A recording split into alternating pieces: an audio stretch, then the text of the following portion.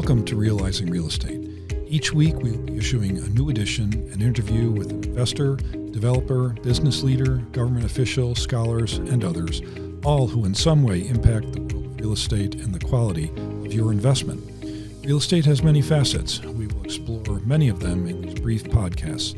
Every one of our guests will be interviewed in greater depth and length on our weekly radio show, Our House, which is broadcast every Saturday at 9 a.m. on WBEN 930 a.m. and 98.5 FM HD3 in the Buffalo Niagara Marketplace, but is accessible anywhere in the world on the Odyssey app or at WBEN.com.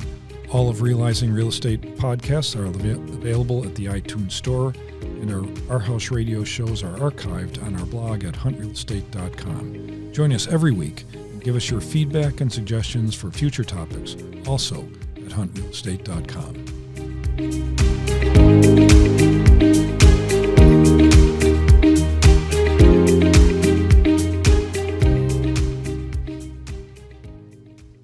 Welcome to Realizing Real Estate, a regular podcast designed to help you protect and enhance your investment in real estate by really looking at all the issues that affect value and real estate, which gives me all kinds of license to talk about just about anything.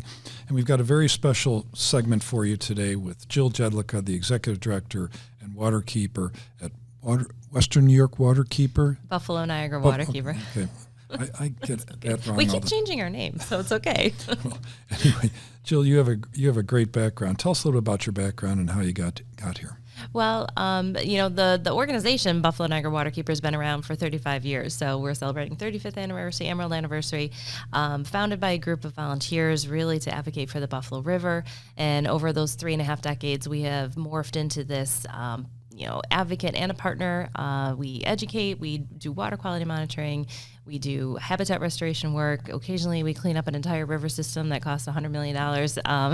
And personally, I've been doing this work for 21 years. So I went to school for environmental science, and one thing led to another, and here I am. Well, back to the original mission of this organization, Friends of the Buffalo River. How is the Buffalo River these days? The Buffalo River is doing way much better. Is that even a word? It's way much. Okay, that's great. It's definitely improving. Considering the Buffalo River was declared dead and used to catch fire, that's a pretty low bar to advance from. It used to, in the late 1960s, nothing would even live there, not even sludge worms in the sediment, so there was no fish to be found. It was basically a function of the manufacturing process. But since that time, through the efforts of federal government, state government, Waterkeeper serving as the Buffalo River Remedial Action Plan coordinator, we pulled together all these partners, including private industry, to dredge out toxic sediment from the bottom of the river, restore about 3.5 miles of shoreline, and we are on a trajectory right now, 15 years later, that in a couple of years we think that the river itself is going to be delisted from the areas of concern. So it will no longer be one of the most polluted rivers in the Great Lakes, and it's an international success story. So it's doing well, and not to mention all the economic activity and recreation that's happening in the Buffalo River now. And there's been a lot of that. As I drive by, I even see fishermen. Are there fish in the river now? Absolutely. At last count, there was over 35 different species. And I'll tell you a little secret. If you're an angler and it's a too high energy day out on the lake to go fishing, you go up the Buffalo River, there are some amazing quiet areas that you can fish, largemouth bass, walleye. It's amazing the type of fish that you will find in that river. Well, that's an amazing story. But to broaden our listeners' their whole area of interest here, how much waterfront do you cover, and what's your whole landscape? Well, we literally just expanded our jurisdiction, our footprint, to now incorporate the entire eastern shoreline of Lake Erie from, Niagara Falls down to the Pennsylvania border. So that entire area. Technically, it's the Lake Erie Niagara River watershed, and it's 2,300 square miles. That's huge, and it's not just the water itself. You're engaged in the shoreline, and how far in would you go in terms of the work that you do? Or is that just subjective to the individual waterway? It depends on the waterway. It basically is the topography of the land, right? So, the watersheds that define these waterways, that's the area of land where you drop a drop of water, and if it flows towards a certain waterway, that's the boundary. That's that watershed. So, yes, everything that happens on the land affects the water. So we can't just work on the creek or work on the river or work on the lake. We have to deal with the land uses and the impacts that land has on the water as well.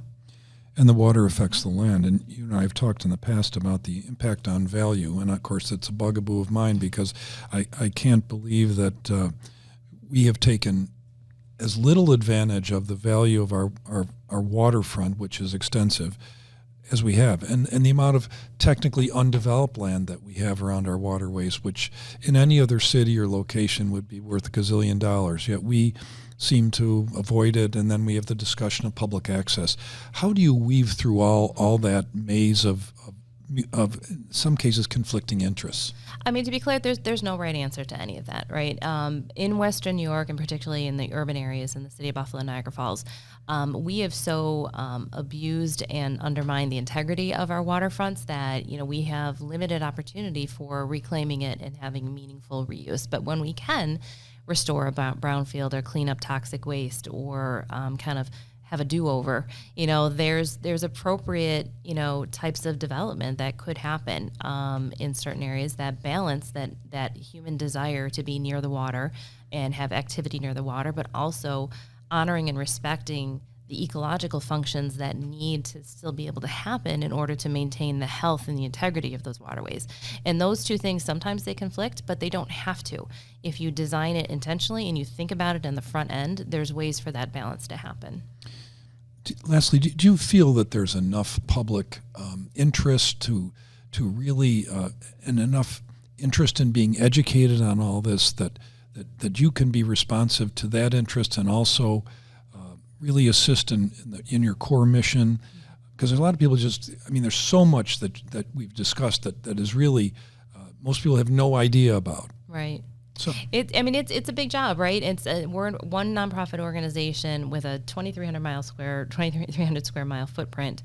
There's only so much that we can do, right? We rely on our partnerships and collaborations. We have over 250 different partners that we work with, but there's over 1 million people here in Western New York that we need their help, right? We need everybody's help to have this shared voice and fight and protect our clean water and access to our water, and make the right decisions for our community. And we invite everybody into being protectors and defenders of our water. Jill Jedlicka, Executive Director and Waterkeeper at Buffalo Niagara Waterkeeper. Got that right. I want to thank you very much for doing what you're doing and also for doing all you're doing, directly or indirectly, to help all of our listeners protect and enhance their investment in real estate right here in Western New York. Thank you very much for being with us today. Thanks for having me, Peter. I think our listeners will be back again soon with another episode of Realizing Real Estate. Thank you very much.